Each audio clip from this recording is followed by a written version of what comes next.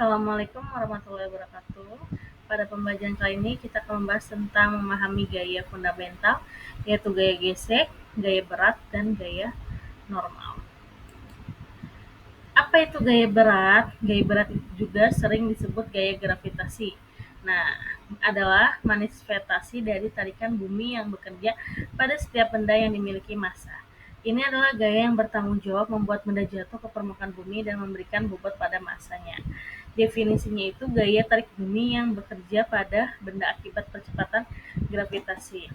Arahnya itu selalu vertikal ke bawah menuju ke pusat bumi dan ketergantungan itu bergantung langsung pada massa benda, satuannya M, dan percepatan gravitasi, satuannya G. Nah, ini ada rumus gaya berat didefinisikan sebagai W sama dengan M kali G.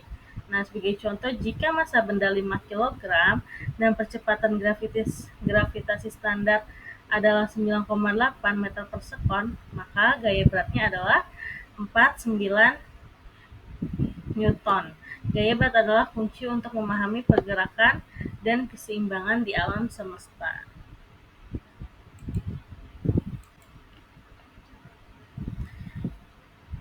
Gaya normal, gaya penyangga permukaan itu pertama ada gaya reaksi permukaan. Gaya normal adalah gaya kontak yang dihasilkan oleh permukaan untuk menahan benda agar tidak menembus permukaan tersebut. Ini adalah contoh hukum ketiga Newton, aksi reaksi. Yang kedua ada arah tegak lurus.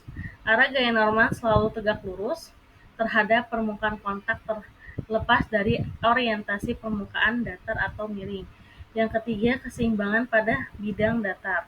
Pada permukaan horizontal yang diam, besar gaya normal biasanya akan sama persis dengan besar gaya berat benda. Contoh, saat Anda berdiri, lantai mengarahkan gaya normal ke atas yang sama dengan gaya berat Anda ke bawah.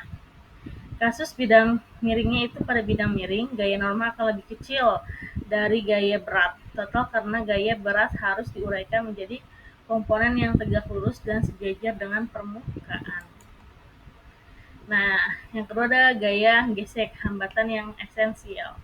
Gaya gesek adalah gaya resistensi yang timbul antara dua permukaan yang bersentuhan ketika satu permukaan bergerak atau cenderung bergerak di atas yang lainnya. Gaya ini selalu berlawanan dengan arah gerakannya. Nah, pertama ada gaya gesek statis.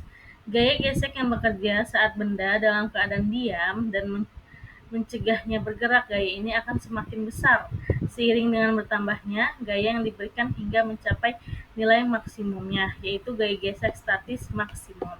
Yang kedua ada gaya gesek kinetis, yaitu gaya gesek yang bekerja saat benda sudah bergerak relatif berhadap permukaan lain, nilainya umumnya lebih kecil dari gaya gesek statis maksimum. Sinergi gaya, bagaimana gaya bekerja sama. Gaya berat, normal, dan gesek tidak bekerja sendiri-sendiri, melainkan dalam satu sistem yang saling mempengaruhi. Interaksi ketiga gaya ini menentukan kondisi gerak atau keseimbangan benda. Ini ada gambar ya. Nah, di sini ada gaya gesek, komponen gaya gesek dari W, kondisi gerak atau keseimbangan. Nah, ini bagaimana gaya bekerja bersamanya ya.